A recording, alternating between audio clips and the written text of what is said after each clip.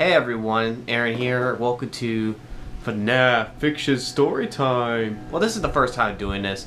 Today I'm doing a fanfic by one of my friends, Cade or Xybyte, who is an IRL friend of mine. So let's get to it. His story is the 5 p.m. Part 1.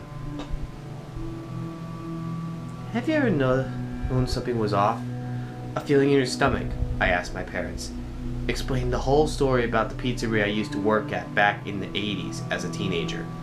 My town was a small one. Only a hospital, a store, a few gas stations, and a pizzeria called the New Freddy Fazbear's Pizza. Although it was meant for little kids, my buddies still went there every Friday for the 50% off cheese deluxe slices deal. That's probably what I would do too. But one thing creeped us out about the pizza place, the singing robots. There was a rabbit, a chicken, a freaky looking puppet, a fox, which everyone called Mango because it was torn apart by the little kids, and the face of Freddy Fazbear's Pizza, Freddy himself. The bear looked incredibly freaky. A type of orangish brown little red circles on the cheeks and a big belly with buttons going down it. That's Toy Freddy for you guys wondering. And of course his hat. Then the rabbit was a cyan type blue, a white belly, and rabbit ears. It had its own guitar, which the crowds loved.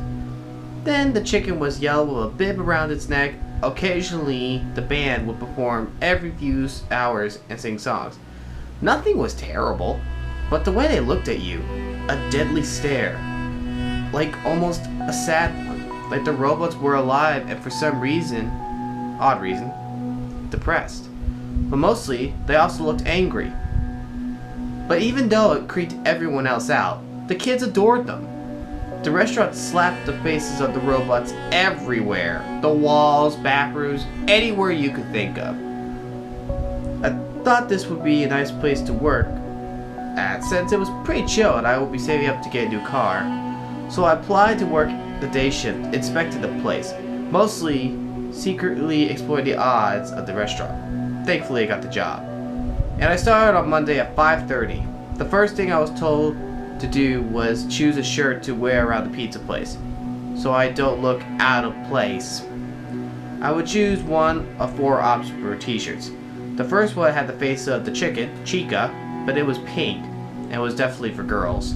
The second one was a gray shirt with the Freddy guy on there, and the words on top, "Let's have some fun." And the bottom one was Freddy Fazbear's Pizza. Fazbear's Pizza, excuse me. The third one had the rabbit one, the shirt holding his guitar, seemingly slamming his arm downward, obviously playing a note. The words on the top were, "Let's rock!" And on the bottom was, of course, Freddy Fazbear's Pizza. The fourth one was another girl one, with the fox on it and the purple in the background. No text. I chose the third one since I was into music. And the rabbit looked pretty cool on it. The way he seemed to be moving. The guy who told me to get the shirt explained the rabbit was named Toy Body. Toy Body? I asked confused. Yep, the guy who made these fellas gave them a look and a name of a toy to appeal to kids better. He was a whack job if I've ever seen one. I was really interested, as I love a good story of a wacko. Apparently, the manufacturers of the animatronics were partners named Henry and William. The one the man talked to was William. He said the guy kept pointing out features, such as ways of luring kids with the animatronics to help do things. This got a little creepy. It was really weird how he kept pointing it out, started my boss. I was confused because it almost sounded like he had experience with luring kids, although I just shrugged it off. Something was definitely suspicious about this William character. It seemed extremely odd he took such a passion of creating things to appeal to kids so well. I mean, usually it isn't, but for some reason, I had an extreme bad feeling about this guy. Anyway, after him talking to me for about 30 minutes, he said we needed to head to the parts and service room to check the old animatronics, to make sure their wires aren't still creating an electric current so the building doesn't have a chance of catching fire. We walked in and it was terrifying. Old animatronic robots laid everywhere, eyes wide open, and one without a freaking face. There was even one without hands. They all resembled the other animatronics in the main area, but different colors and looking way older. My first boss told me to check Chica, the one without hands, first, since her wires were already gushing out of her arms. But what was funny about that, they all had the same name, just like the others, except my boss said it was from the original location. I asked him about the old location, but he stared off into space, which was another weird thing. Next, I had to check which resembled the purple rabbit. It had no face, but thankfully it was some kind of hatch on the belly, so I just had to open it and check the wires. The wires had no electric charge, and I closed the hatch, but I swear I saw the rabbit's eyes go red, but only for a few seconds. It was really freaking me out, so I hurried and did the fox and the bear and ran out of there and locked the door. Next, my boss told me to go and stock some extra tools in the parts and service room. My heart jumped, for I didn't want us to be stuck in a room full of creepy animatronics for an hour. Thankfully, another word came in and said, she'll take the job. So instead, he assigned me to watch over a birthday party in one of the party rooms and host it, as Chica was going to celebrate with them. I guess they wanted to make sure she wasn't going to malfunction or something. So I walked in and said, hello, thank you for choosing Freddy Fazbear's to celebrate a very special day. For our special young man, we have called the party girl herself to come and visit. Everyone welcome Chica! The children went ballistic, screaming as if Madonna herself was coming. It's a good pop culture reference. Chica walked through the door at instant, almost making me jump. She looked right into my eyes as she walked in, staring a cold stare. After about 15 minutes of her talking, taking pictures, singing, and handing out presents, she walked out and went to the main stage. My boss told me I could lead the party, as another mascot, who was human, was going to come next. I passed him walking out, in a rabbit suit, and the parents walked out too, for some odd reason. I went to my boss and told me it was time for my shift to end.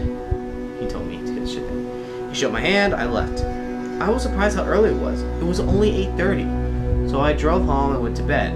That night I had an awful dream of Chica eyeing me through my bedroom door, and that rabbit mascot holding a knife. I woke up in a sweat. My timer said it was 6. I might as well get up. I walked downstairs and my parents had the television on, watching the morning news. Honey, get down here quick, screamed my mom. I raced downstairs and looked at the TV screen. Yesterday, at 8:30 in the evening, 5 children were found murdered at Freddy Fazbear's Pizza. Many eyewitnesses say they saw a rat mascot walk to the party room, as well as another employee, which police have laid eyes on. In other news, just then the phone rang. It was the police department. Hello? I asked. Is this Harold Knight? They asked alarmingly. Yes, sir. Please come down to the station for questioning, they demanded. I quickly hung up, grabbed my coat, and drove to the station. I was out in a small room with 2 chairs and a table in front of me. Mr. Harold Knight, where were you yesterday at Freddy Fazbear's Pizza at 8:30? They asked. I just left the party room, going to my boss to ask if there's anything else I need to do. The chief wrote down everything on his clipboard, eyeing me closely. What were you doing in that room before you left? He demanded in a loud tone. I was supposed to watch Chica entertain the kids and make sure she wasn't malfunctioning in any sort. Again, the chief wrote my exact words. Mr. Knight, an eyewitness said you leave before the murder. So is that true? Did you murder those kids after leaving? No, sir. They were still alive when I left, eating cake. My boss told me another mascot was going to end to entertain. And actually, when the mascot walked in, the parents walked out, which I found quite weird. The chief looked into my eyes and nodded. Do you remember what this mascot looked like? He asked, his voice beginning to soften. Yes, it was a golden-looking rabbit. I could tell somebody was in the costume by the way it was moving. It looked a human-like way, and not rusty, robotic-like movement.